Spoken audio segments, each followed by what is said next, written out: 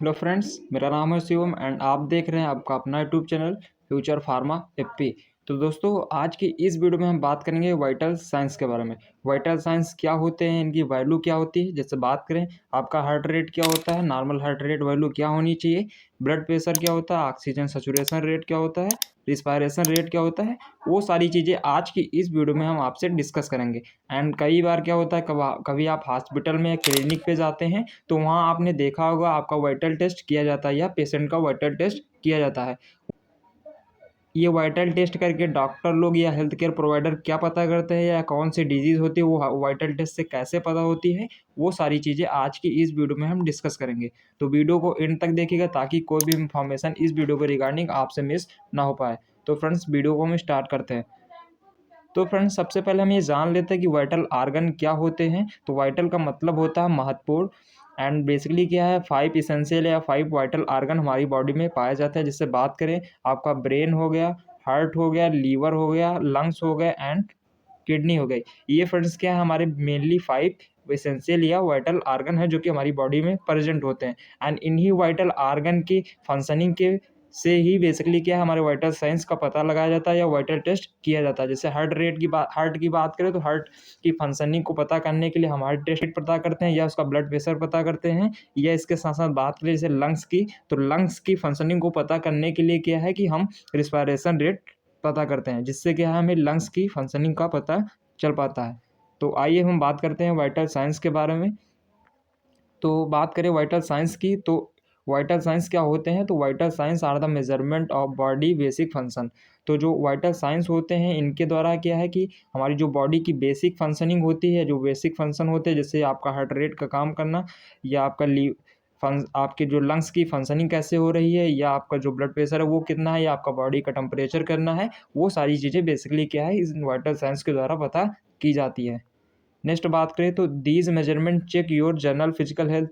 जो vital signs होते हैं, जो वाइटल टेस्ट करके जो हमें वाइटल साइंस की वैल्यू मिलती है, उससे हम ये पता करते हैं कि कोई भी व्यक्ति है उसकी नॉर्मल फिजिकल हेल्थ कैसी है। वो सारी चीज़ें इन साइंस के द्वारा पता की जाती है। एंड वाइटल साइंस की बात करें तो vital signs are the important. Vital signs जो हमारे लिए इंपॉर्टेंट होते हैं क्योंकि they provide health care provider clue about underlining condition that affect your health. तो बेसिकली क्या है, जो वाइटल साइंस होते हैं वो हमारे लिए इंपॉर्टेंट हो जाते हैं क्योंकि जो हेल्थ केयर प्रोवाइडर होते हैं जो कि पेशेंट की या मरीज की देखभाल करते हैं, तो उनको बेसिकली अबाउट इस चीज़ के बारे में पता चल पाता है कि कौन कौन सी ऐसी कंडीशन है जो कि बेसिकली क्या है पेशेंट की हेल्थ को अफेक्ट कर सकती हैं। तो वो सारी चीज़ें वाइटल साइंस के द्वारा हेल्थ केयर प्रोवाइडर पता कर लेता है। तो I hope so vital science क्या होते हैं फ्रेंड्स आपको कन्फर्म हुआ होगा। अब फ्रेंड्स, हम जान लेते हैं कि मेनली कितने टाइप्स के वाइटल साइंस होते हैं या कितने वाइटल साइंस होते हैं। तो बात करें मेनली हमारी बॉडी में 4 मेन वाइटल साइंस होते हैं। जैसे आपका बॉडी टेम्परेचर हो गया, एक वाइटल साइंस हो गया। नेक्स्ट है जो है आपका ब्लड प्रेशर हो गया, जिसे शॉर्ट में बीपी बोलते हैं। थर्ड बात करें पल्स रेट, जिसे हार्ट रेट भी बोला जाता है, जो कि हमारी हार्ट की फंक्शनिंग को पता करता है। जो फोर्थ है एंड लास्ट है वो है रिस्पायरेशन रेट, जो कि हमारी लंग्स की फंक्शनिंग को पता करता है। तो मेनली हम तो ये फ्रेंड्स क्या है, मेनली 4 वाइटल साइंस है जिनके द्वारा हम अपनी बॉडी की बेसिक फंक्शनिंग को पता कर पाते हैं। तो आइए हम जान लेते हैं इनकी इंपॉर्टेंस क्या इंपॉर्टेंस। जैसे ऑलरेडी हमने डिस्कस कर लिया है कि अपनी बॉडी की फिजिकल हेल्थ को पता करने के लिए वाइटल साइंस से पता कर पाते हैं। इसके साथ साथ पेशेंट की रिकवरी कैसे हो रही है, पेशेंट हॉस्पिटल में एडमिट है वो कैसे कैसे धीरे दिन ब दिन ठीक हो रहा है, उस चीज़ को हम इन साइंस के द्वारा पता करते हैं, उसकी वाइटल साइंस के द्वारा। क्योंकि कई बार आपने हॉस्पिटल में क्लिनिक में जो कोई भी पेशेंट एडमिट होता है तो उस दौरान क्या है उसका हार्ट रेट चेक किया जाता है, उसका ब्लड प्रेशर चेक किया जाता है, उसका रेस्पिरेशन रेट चेक किया जाता है या SpO2 उसका चेक किया जाता है। तो वो क्या है, ये इंपॉर्टेंट हो जाता है हमारे लिए। नेक्स्ट बात करें तो जो हेल्थ केयर प्रोवाइडर होता है उसको एटलीस्ट इसकी पेशेंट की ओवरऑल हेल्थ के बारे में पता होता है इन टेस्ट को करने के बाद। तो आई होप सो इम्पोर्टेंस भी आपको वाइटल साइंस की पता हो पाई होगी। अब आइए वन बाई वन हम समझ लेते हैं। तो सबसे पहले हम बात करते हैं टेम्परेचर की, कि नॉर्मल टेम्परेचर कितना होना चाहिए, ये होता क्या है। तो temperature is a measurement of human body expected temperature. तो टेम्परेचर बेसिकली मेजरमेंट होता है, एक वैल्यू होती है जो बेसिकली हमारी ह्यूमन बॉडी का एक्सपेक्टेड टेम्परेचर होता है। बात करें टेम्परेचर की, तो temperature is a degree of heat maintain by body. तो जो हमारा टेम्परेचर है वो बेसिकली डिग्री होती है, एक यूनिट होती है जो हमारी बॉडी के द्वारा हीट मेंटेन की जाती है हमारी होल बॉडी पे, या होल बॉडी में जो बॉडी के द्वारा हीट मेंटेन की जाती है उसे एक शॉर्ट टर्म में बेसिकली टेम्परेचर बोला जाता है। एंड टेम्परेचर होता क्या है, तो टेम्परेचर बेसिकली हमारी बॉडी का बैलेंस होता है हीट प्रोड्यूस का एंड हीट लॉस का। मतलब हमारी बॉडी में कितनी हीट प्रोड्यूस हुई एंड उसके बाद वो कितनी हीट लॉस्ट हुई एंड उसके बीच का जो वैल्यू मिलती है वो बेसिकली क्या है, हमारी बॉडी का टेम्परेचर कहलाता है। मतलब हमारी बॉडी कितनी हीट प्रोड्यूस की एंड कितनी लॉस्ट हुई उसके बीच की जो इक्वल वैल्यू आती है वो बेसिकली क्या हमारी बॉडी का टेम्परेचर माना जाता है। बात करें कुछ स्टैंडर्ड वैल्यू की, किस वैल्यू पे क्या कंडीशन होती है, तो अगर बात करें स्टैंडर्ड की तो पहली हमारी कंडीशन होती है हाइपरथर्मिया, हाइपोथर्मिया।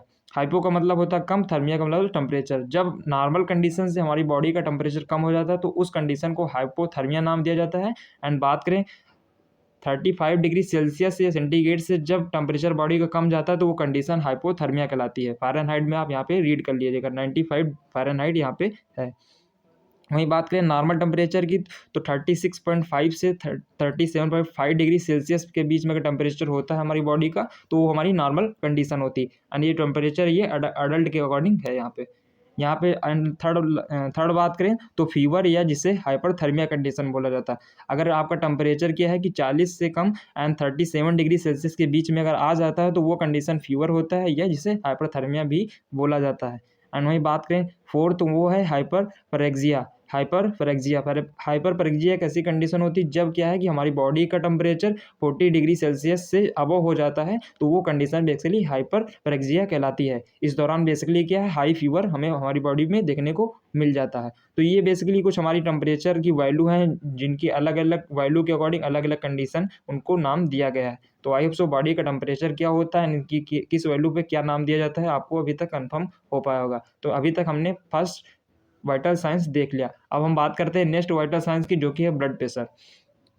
ब्लड प्रेशर होता क्या फ्रेंड्स समझ लेते हैं। तो ब्लड प्रेशर का मतलब ब्लड के द्वारा लगने वाला जो प्रेशर होता है उसे ब्लड प्रेशर बोला जाता है।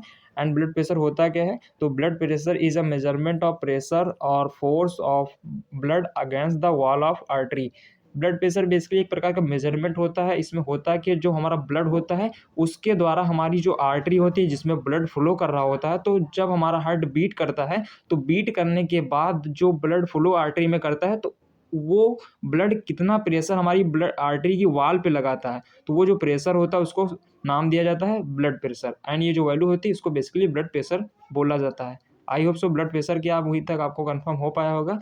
एंड ब्लड प्रेशर की बात करें तो मेनली ये दो टाइप से होता है, पहला सिस्टोलिक ब्लड प्रेशर एंड दूसरा होता है डायस्टोलिक ब्लड प्रेशर।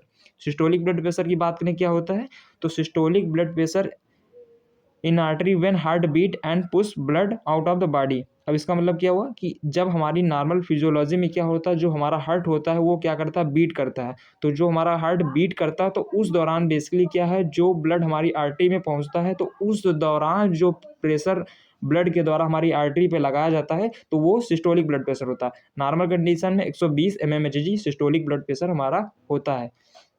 वहीं बात करें नेक्स्ट वो है diastolic blood pressure. Diastolic blood pressure की फ्रेंड्स बात करें तो डायस्टोलिक ब्लड प्रेशर होता क्या है, तो इस चीज़ को समझते हैं।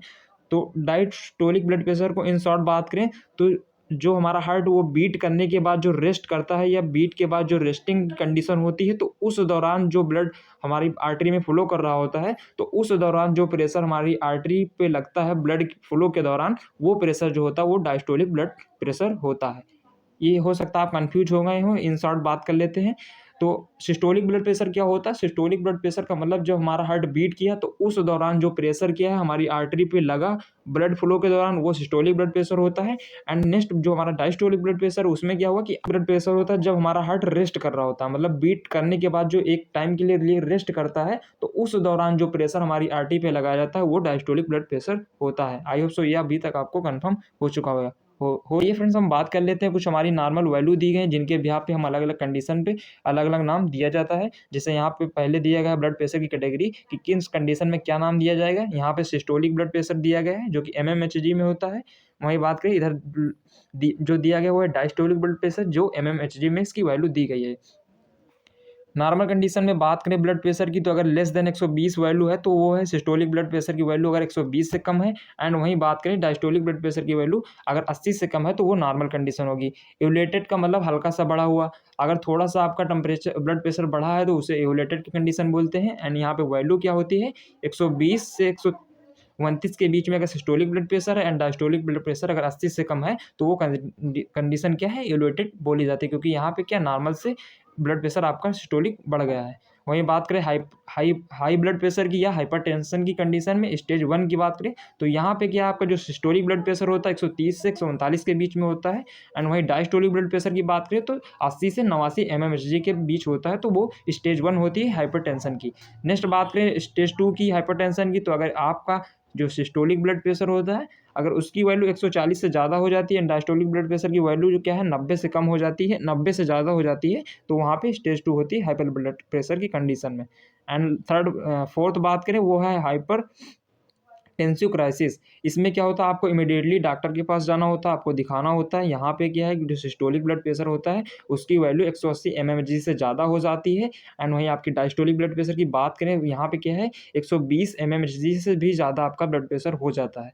तो ये फ्रेंड्स क्या है, अलग अलग वैल्यू होती हैं जो कि वाइटल साइंस के द्वारा पता की जाती है या वाइटल टेस्ट के दौरान बेसिकली इन वैल्यू को पता किया जाता है एंड उसके अकॉर्डिंग भी मेडिकेशन चलाया जाता है। तो आई सो ब्लड प्रेशर आपको कॉन्सेप्ट अच्छे से कंफर्म हो पाया होगा। आइए फ्रेंड्स नेक्स्ट वाइटल साइंस की बात करते हैं, पल्स रेट।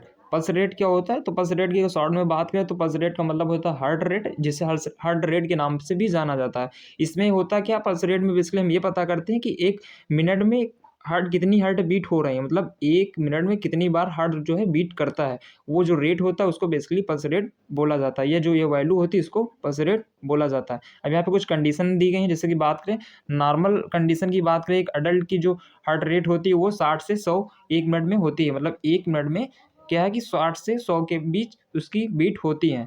वहीं बात करें अगर रेस्टिंग कंडीशन में, अगर क्या है कि अगर आपकी बीट जो है 100 से ज़्यादा हो जाती है तो उस कंडीशन को टैकीकार्डिया बोलते हैं। मतलब क्या है कि एक मिनट में आपका हार्ट जो है अगर 100 से ज़्यादा बार बीट करने लगता है तो उस कंडीशन को टैकीकार्डिया नाम दिया जाता है। वहीं बात करें अगर रेस्टिंग कंडीशन में, अब वो अगर 60 से कम हो जाती हैं बीट्स तो उस कंडीशन को ब्रैडीकार्डिया बोला जाता है। एंड कई बार कॉम्पिटिटिव एग्जाम में यहाँ से क्वेश्चन पूछ लिया जाता है कि टैकीकार्डिया क्या होता है या ब्रैडीकार्डिया क्या होता है, तो ये आपके लिए इंपॉर्टेंट हो जाता है। आइए यहाँ पे कुछ वैल्यू दी गई हैं जिसके भी यहाँ पे डिफाइन किया गया है, जैसे कि कोई भी अगर बच्चा उसकी एज क्या है 1 साल से कम होती है तो उसमें पल्स रेट 110 से 160 के बीच में देखने को मिल जाता है। वहीं बात करें अगर चाइल्ड जो है 1 साल से 2 साल के बीच में आता है तो उसमें पल्स रेट जो है 100 से 150 के बीच में होनी चाहिए। वहीं बात करें थर्ड, तो अगर कोई भी बच्चा क्या है 2 से 5 साल के बीच में आता है तो उसमें पल्स रेट जो है 95 से 140 के बीच में होती है। वहीं बात करें फोर्थ कंडीशन, अगर वहाँ पे क्या है कोई भी बच्चा अगर 5 साल से 12 साल की एज के बीच में आता है तो वहाँ पे उसकी जो पल्स रेट होती है वो 80 से 120 के बीच में आ जाती है। वहीं बात करें अगर कोई भी क्या है कि अगर उसकी एज 12 साल से ज़्यादा है तो वहाँ पे जो उसकी पल्स रेट होगी 60 से 100 के बीच में आती है। बट आइडियल वैल्यू की बात करें तो 72 जो है 70 से 72 बेसिकली क्या है एक नॉर्मल पल्स रेट होती है किसी भी अडल्ट की। अब हम जान लेते हैं नेक्स्ट वाइटल साइंस, वो है रिस्पायरेशन रेट। होता क्या है, तो रिस्पायरेशन का मतलब क्या होता है कि हम जब ऑक्सीजन अपनी बॉडी में लेते हैं एंड कार्बन डाइऑक्साइड छोड़ते हैं तो ये जो पूरी एक्ट होता है, ये जो पूरी प्रोसेस होती है इसको रिस्पायरेशन बोला जाता है। बात करते हैं रिस्पायरेशन रेट की, तो मतलब क्या हुआ कि एक मिनट में हम कितनी बार ऑक्सीजन अंदर लेते हैं, कितनी बार कार्बन डाइऑक्साइड छोड़ते हैं, या एक मिनट में कितनी बार बेसिकली हम रिस्पायरेशन की प्रोसेस करते हैं, उसको बेसिकली क्या है रिस्पायरेशन रेट बोला जाता है। एंड जो रिस्पायरेशन की प्रोसेस होती है, जो रिस्पायरेशन रेट होता है उसमें दोनों प्रोसेस इन्वॉल्व होती हैं, आपका इंस्पायरेशन एंड एक्सपायरेशन। इंस्पायरेशन का मतलब क्या हुआ कि ऑक्सीजन का अंदर लेना एंड एक्सपायरेशन का मतलब हुआ कार्बन डाइऑक्साइड का छोड़ना। एंड नॉर्मल रिस्पायरेशन रेट की बात करें अडल्ट में तो 12 से 20 ब्रीथ पर मिनट होती हैं। मतलब नॉर्मल रिस्पायरेशन रेट की बात करें तो 12 से 20 बार जो है कोई भी अडल्ट होता है वो क्या है ऑक्सीजन लेता है एंड कार्बन डाइऑक्साइड बाहर छोड़ता है। अब इसमें दो कंडीशन रिस्पायरेशन रेट में देखने को मिलती है, टाइपिनिया। टाइपिनीमिया क्या होता है कि जो रिस्पायरेशन रेट की वैल्यू होती है वो 24 ब्रीथ पर मिनट से ज़्यादा हो जाती है तो उस कंडीशन को टाइपिनिया बोलते हैं। नेक्स्ट बात करें तो ब्रैडपीनिया में क्या होता है कि जो रिस्पायरेशन रेट की वैल्यू होती है वो 10 ब्रीथ पर एक मिनट से कम हो जाती है, मतलब एक मिनट में 10-20 से अगर कम लेने लगते हैं तो उस कंडीशन को नाम दिया जाता है ब्रैडपीनिया। आइए कुछ यहाँ पे वैल्यू देख लेते हैं, स्टैंडर्ड वैल्यू दी गई है। अगर कोई भी बच्चा है, अगर उसकी एज क्या है 1 साल से कम है तो उसका रिस्पायरेशन रेट जो है 30 से 40 के बीच में होना चाहिए। वहीं बात करें अगर 1 साल से 2 साल के बीच में तो उसका रिस्पायरेशन रेट 25 से 35 के बीच में होना चाहिए। वहीं बात करें अगर किसी की एज 2 से 5 के ईयर के बीच में है तो वहाँ पे जो रिस्पायरेशन रेट है वो 25 से 30 के बीच में होना चाहिए। वहीं बात करें अगर एज जो है 5 साल से 12 साल के बीच में आती है तो वहाँ पे जो रिस्पायरेशन रेट है वो 20 से 25 के बीच में होना चाहिए। वहीं बात करें अगर किसी की एज 12 साल से ज़्यादा है तो वहाँ पे जो रिस्पायरेशन रेट है वो 12 से 20 के बीच में होना चाहिए। तो फ्रेंड्स यहाँ पे क्या है, वीडियो ख़त्म होती है एंड हमने देख लिया वाइटल साइंस क्या होते हैं, उनकी क्या इंपॉर्टेंस है एंड कितने टाइप से होते हैं एंड कैसे मेजर करना होता है एंड अलग अलग कंडीशन में उसको क्या क्या बोला जाता है। तो आई होप सो ये वीडियो आपके लिए काफ़ी हेल्पफुल रही होगी एंड वीडियो कैसी लगी हमें कमेंट में ज़रूर बताइएगा। नेक्स्ट वीडियो कौन से टॉपिक पर होनी चाहिए वो भी हमें कमेंट में बता सकते हैं। बाकी अगर आप इस चैनल पर नए हैं तो एक बार चैनल को सब्सक्राइब भी कर लीजिएगा, क्योंकि ऐसी वीडियो हम आपके लिए टाइम टू टाइम लाते रहते हैं। Thank you so much for watching this video.